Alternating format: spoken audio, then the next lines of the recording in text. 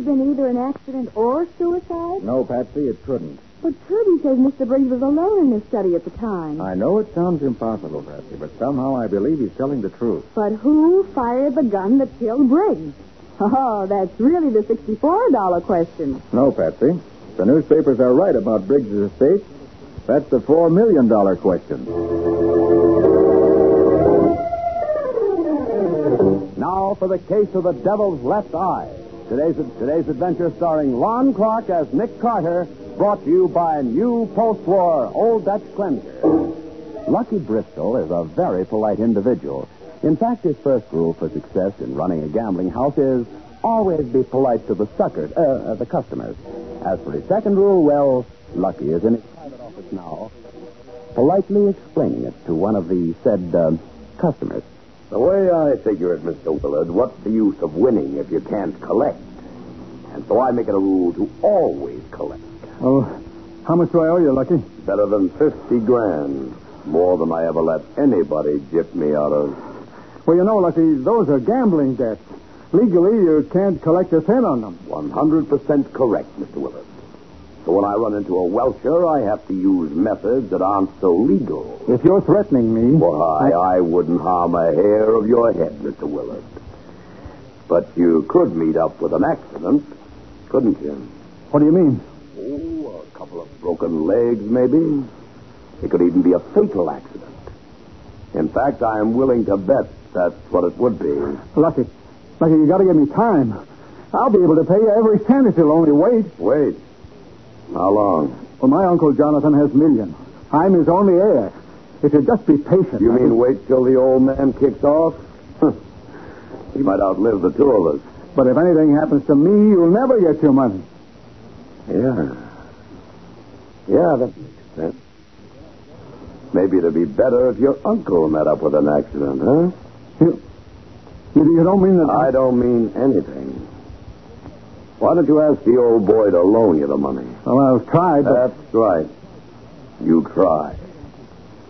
Try hard enough, and maybe there won't have to be any accident.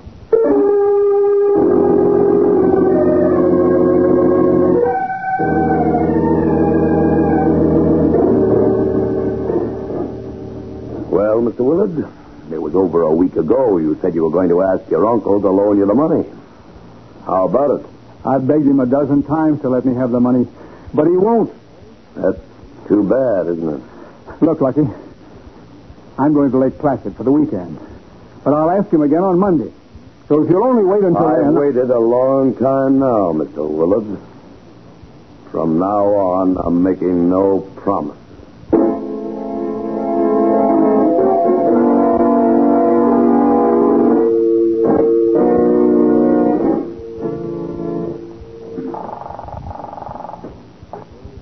Mr. Jonathan Briggs' residence? Hello, Kirby. I'd like to speak to my uncle. Oh, yes, Mr. Harry. Just a moment, sir. He's in the study. I'll put your call through to him there. Hello? Hello, Uncle Jonathan. This is Harry. Oh, I thought you were up at Lake Placid. That's where I'm calling from. I was worried about your cold. I don't believe it. You knew very well that I'm so much better. The doctor said I could get up today. But, Uncle, you've been in bed for the past week, and I naturally... Yes. What you really called about was that money, wasn't it? Well, Kirby can't hear you, can he? What's the matter with you? You know I'm always alone in my study at this time of day. Well, yes, Uncle Jonathan, I did want to talk to you about the money. Well, you can save your breath. I won't give you one single solitary red cent. But, Uncle Jonathan, Not a penny, and that's final. If you... Uncle Jonathan. Uncle Jonathan.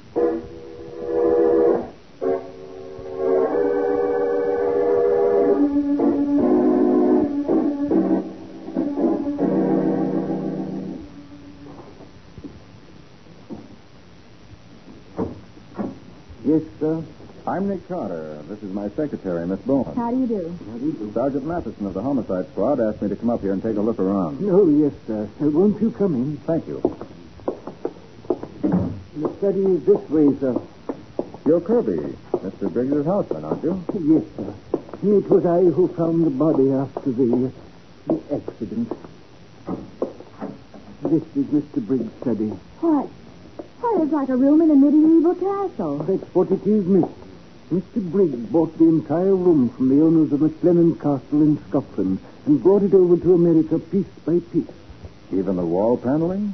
And that huge stained glass window across the room there? Everything, sir. How unusual to find a room like this in a big city apartment. Yes, miss. The city and town photographed it last year for their October issue. Oh, Nick. Look at this magnificent antique cabinet here by the door. Yes, that's a highboy, miss. And look at those old guns on the wall beside the highboy. Mr. Briggs collected antique firearms, miss. God. Here is the one that caused the accident. An old flintlock musket. Yes, sir. Well, it certainly is a clumsy-looking thing. But just about as deadly at close range as a sawed-off shotgun. Well, why do they call it a flintlock? Now, you see, Patsy, the hammer holds this bit of flint. Yes, I can see it. First you have to cock it, and then when the trigger is pulled, the hammer falls, and the flint strikes against this piece of steel here and causes a spark. Then what? See this little hollow here? Uh-huh. That's called a firing pan. Holds a small amount of powder. That powder is ignited by the spark, and that sets off the real charge inside the gun barrel, causing the gun to be fired. Well, if you have to go through all that preparation to make the gun shoot, how could it go off by accident? That's what Matty was wondering, and that's why he asked me to take a look. Suppose you tell me just what happened, Kirby. Well, sir, Mr. Briggs was in his study, as he always was at that time of day. Early this afternoon, wasn't it? Yes, sir. The clock had just struck 2:30 when Mr. Harry called from Lake Placid. He wanted to talk to his uncle, so I pushed the button for the buzzer in the study. And when I heard Mr. Briggs pick up the phone, I hung up. How long after that did you hear the shot? Not more than a minute or two, sir. I rushed in here and found Mr. Briggs in that chair behind the desk, dead. And the gun was lying on the floor over there. On the floor, huh? Yes, sir. Kirby, are you sure there wasn't anyone else in the room with Mr. Briggs? Well, there couldn't possibly have been, sir. As you can see, there's no place to hide in here, and there's only one door. I was right outside, and no one could have got past me. Well, how about that stained glass window? Does it open onto a terrace? No, miss. Outside, there's a sheer drop of 23 stories. Oh. And it's the only window in the room, too. Yes, sir. Well, guess the next thing is to talk with Mr. Briggs' nephew. Oh, Mr. Harry hasn't arrived home from Lake Placid yet, sir. I expect him at 10 tomorrow morning. I see. All right, then, you can expect me at 11.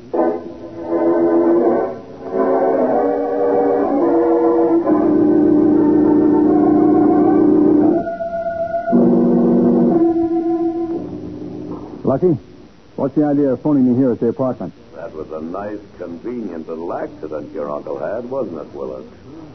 Convenient for both of us. Look, Lucky, I can't talk to you now. I just got in from Lake Placid an hour ago, and there's some people waiting for me in the study. You called me back? Yes, of course. Goodbye.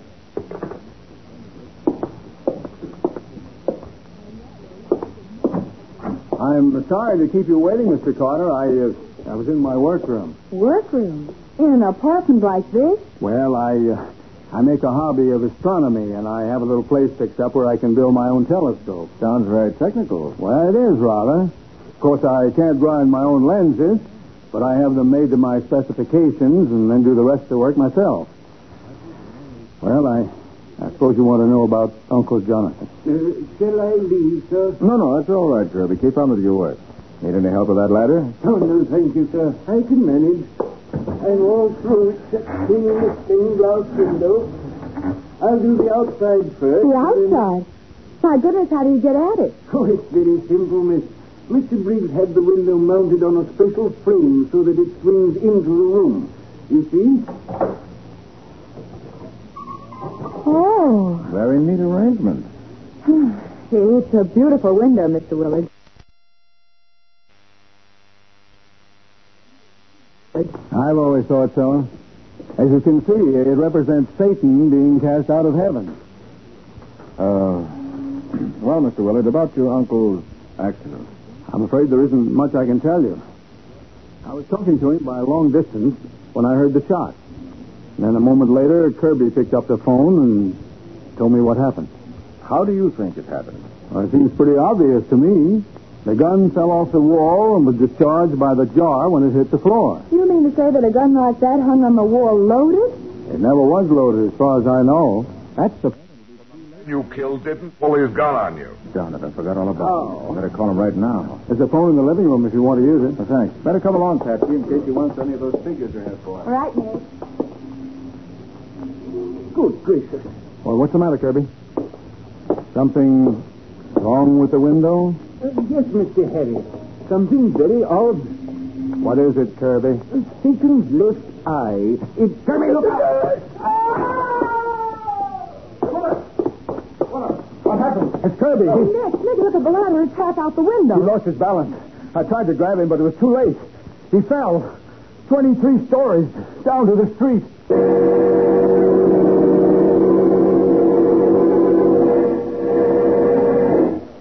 From the antique stained glass window, the evil face of Satan seems to leer triumphantly down into the room where violent death has struck twice within 24 hours.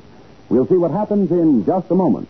With Nick Carter, brought to you by new post-war Old Dutch cleanser.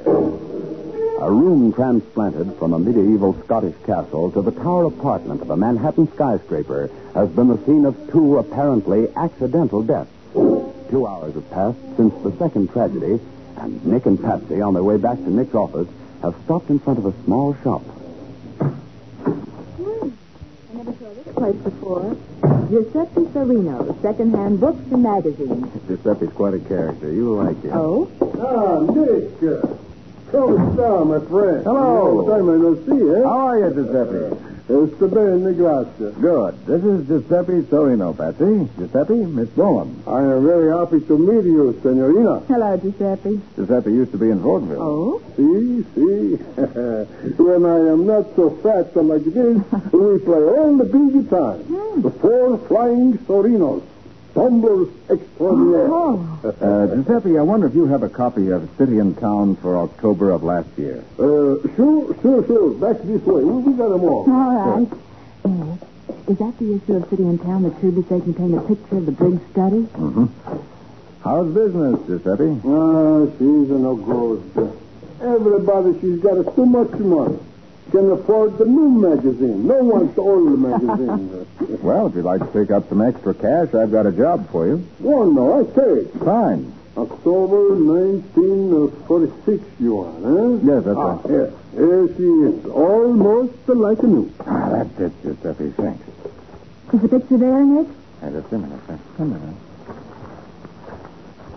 Oh, yeah. Here it is. In color, too. Oh, the stained glass window certainly shows up well. Yes, and here's what I was looking for. What? A gun. That 17th century flintlock. I knew it couldn't have fallen from the wall beside the highboy and landed where it did. Why, it's on the highboy in the picture. And I'll bet that's where it was when it killed Jonathan Briggs. Yeah, but even if it was there, Nick, that doesn't explain how it could go off by itself. No, you're right there. But it may prove that Willard was lying about where the gun was. And with Giuseppe's help, I may be able to learn how the second so-called accident happened. What kind of job do you like for me to do, Nick? Something that's right in your line, Giuseppe. A little tumbling. Oh, I'm not so sure. It's a long time now since I do very hard stunts. Well, this one won't be hard, Giuseppe. We can do it right in my office. And it's easy. As easy as falling off a ladder.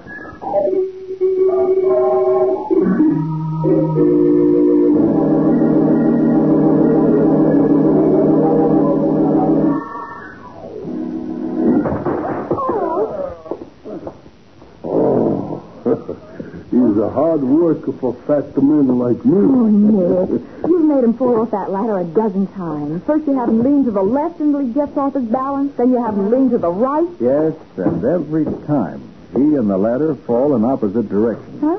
What do you mean? Well, Patsy, if Kirby had been leaning away from the window opening, he'd have fallen inside the room. And the ladder would have fallen across the sill the way we found it. But Kirby didn't fall inside. He fell outside. Then he wasn't leaning away from the opening. If he'd been leaning toward the opening, he would have fallen outside, and the ladder would have fallen inside the room. But why? That's what Giuseppe's been proving for me. When you fall off a ladder, your feet instinctively push it away from you in the opposite direction. But suppose it happened this way. You're not hurt, are you, Giuseppe? No, but What's the big idea? Push the ladder when I'm in no look. Sorry, Giuseppe. I had to prove my point. You see, Patsy? When I pushed, Giuseppe and the ladder both fell in the same direction, just as Kirby and the ladder did this morning. What? Oh. You mean you think Willard pushed Kirby out the window? From what we've seen here, I think he did. But this test of yours isn't proof that he killed Kirby. No, but when you add this to the fact that he was probably lying about the gun hanging on the wall, Mr. Willard appears to be a very suspicious character as far as I'm concerned. But Nick Willard was in right class that he couldn't pull the trigger of the gun by... But he could have, shall we say, made arrangements. What kind of arrangement? Come on, Patsy. We're going to take another look at Jonathan Brake's study. Maybe that will answer your question.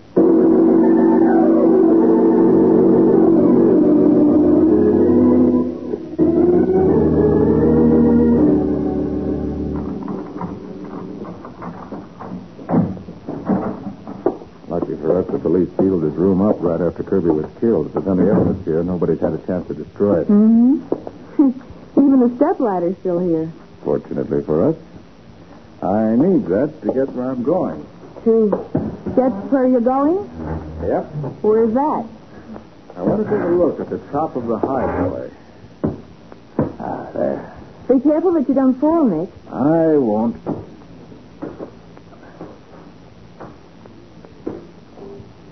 Let's see. What are you looking for, Nick? Uh-huh. Just as I thought. Climb up here beside me and I'll show you. It better be good, Nick. I don't like ladders. It is good. See here? Oh, what a shame. That beautiful finish is all scratched up. Yes. That must be where the gun rested. And here's a dent in the wood paneling near where the butt of the gun must have been. Meaning what? When the gun went off, the recoil threw it back against the wall where the dent is. Uh-huh. And it bounced off the highboy onto the floor. Uh-huh. A gun like this would have to have quite a kick. Well, what do you suppose those books are doing up here? The butt of the gun were propped up on those books, and the muzzle were resting on the edge where these scratches are. Where would the gun be pointing? What?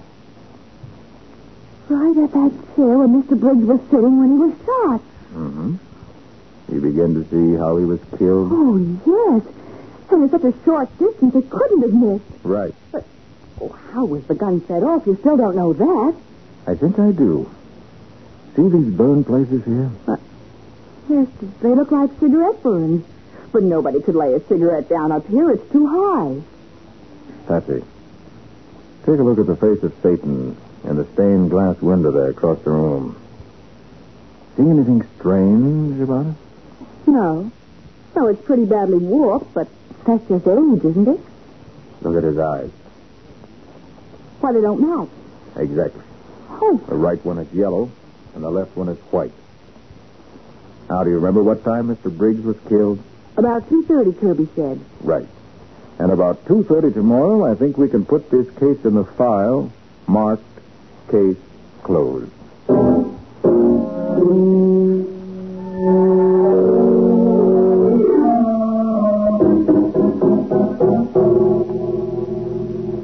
Why did you insist on my meeting you here in the study at this time, Mr. Carter? I had an appointment for 2 o'clock with a friend. This is more important, Willard. Sit there behind the desk, please. All right, but what is this all about? Now, everything is just the way it was 2 days ago. You're sitting where your uncle was when he was shot. And the gun is back on the highboy, loaded and primed. What? On the highboy, Willard. Not on the wall where you said it was. And it's pointed directly at the chair where you sit. Oh, I'm getting out of here. Sit back in that chair. But the gun, if it should go off. To kill you, just as it did your uncle. But there's no flint in the hammer this time, so it can't possibly go off. Can it, Willard? I won't stay here. You'll stay in that chair if I have to hold you there. What time is it, Patsy? 2:29. Carter, let me out of here. In a minute or two, it'll be too late. You're in no danger, Willard. The gun can't go off by itself. Or can it? For the love of heaven, look at Satan's left eye. In a few seconds. So you know about that left eye. You put it there, didn't you? Well, And you phoned your uncle at exactly 2:31 the next day to be sure he'd be sitting in that chair at the right time, didn't you? I don't know what you mean. You'd better know what I mean if you want to get out of that chair, and you better talk fast. Yes, I did it, but... How about Kirby? He noticed the eye. I had to do something quick before he had a chance to tell you. So you pushed him through the open window. Carter, let me out of this chair. It's after 2:30 now. Oh, don't worry. The gun isn't loaded. Isn't loaded? Now that we have the truth from you, nothing's going to happen. That's where you're wrong, my friend. Lucky. Things are going to happen right now. Don't move, Carter. This gun of mine doesn't have to wait for the sun.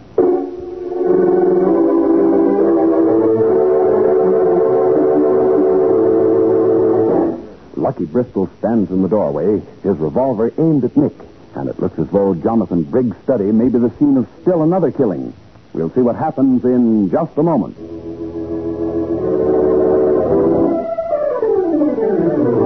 Now for the conclusion of the case of the Devil's Left Eye. Today's adventure with Nick Carter, brought to you by new post-war Old Dutch Cleanser. Harry Willard has confessed to the murder of his uncle, Jonathan Briggs. But before Nick can take him to the police, Lucky Bristol, the gambler, appears in the doorway, a revolver in his hand. Well. Lucky Bristol.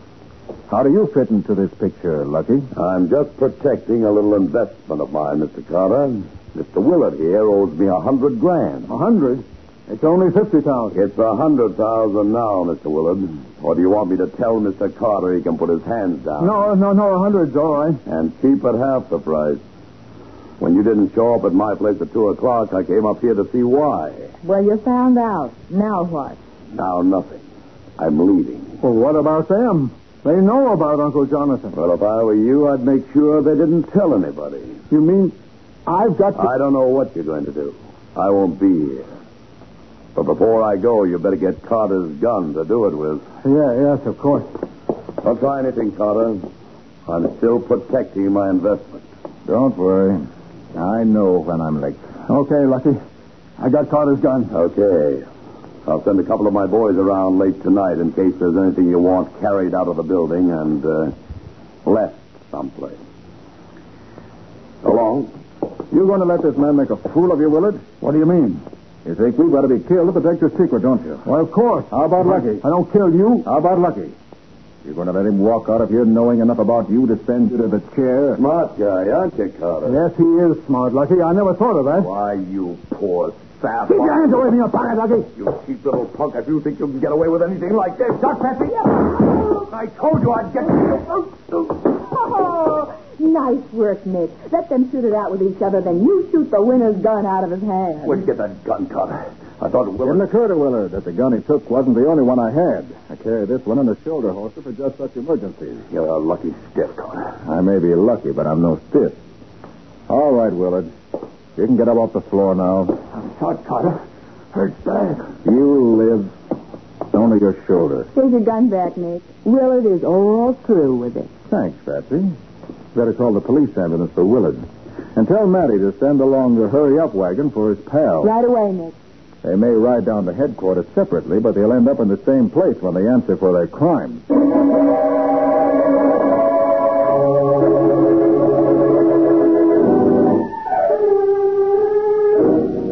Nick, when are you going to explain what's been going on? I don't understand it at all. I didn't want to try to explain until I could show you a little experiment. Huh? Patsy, when you were a little girl, didn't you ever set a piece of paper on fire by focusing the sun's rays on it with a magnifying glass? Sure, all kids do that. So what? So you can set off gunpowder the same way. And that's just what Willard did. Go on, I'm listening. Willard replaced Satan's left eye in the stained glass window with a special lens he'd had made. A lens that would focus the sun's rays right on the powder in the firing pan of the old flintlock. He fired the gun that way? Well, I'll be darned. It was the charged spots on the top of the highboy that gave him away. You see, he had to experiment for several days at the same time in the afternoon to be sure that he had the lens set in the window at exactly the right angle. Golly, that must have been pretty complicated. Figuring the angle of the sun, the right kind of lens, the right time of day, and everything. It was, even for an amateur astronomer like Willard. But fortunately, his uncle was sick in bed for a week, and Willard was able to use the study undisturbed. So he was able to set the gun, go to Lake Placid 300 miles away, and then call his uncle on the phone at just the right time so he'd be sitting at his desk when the gun went off. Right. Now you know as much about it as I do. Oh, well. I knew Satan was dangerous, and I've heard of the evil eye. But I Never expected to see a stained glass Satan with an eye evil enough to kill a man. Oh, that's really something.